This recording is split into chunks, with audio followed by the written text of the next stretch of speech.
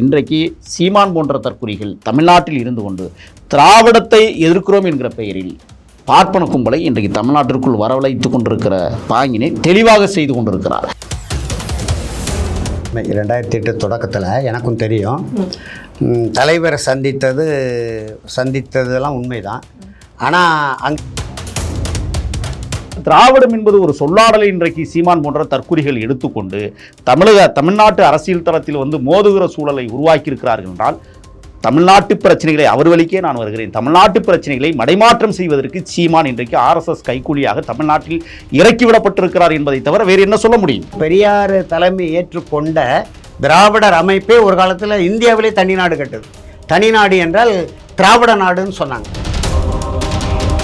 லட்சக்கணக்கான இளைஞர்களை என் பக்கம் இழுப்பதற்கு நான் பொய் மூட்டைகளை அவிழ்ப்பதை தவிர வேறு வழியில்லை என்று கங்கணம் கட்டி கொண்டு தமிழ்நாட்டில் லட்சம் தமிழர்கள் உண்மையான தலைவர் பிரபாகருடைய தம்பிகளை பிள்ளைகளை இன்றைக்கு நச்சுப்பாம்பாக மாற்றுகிற இடத்திற்கு சீமான் வந்திருக்கிறார் என்றால்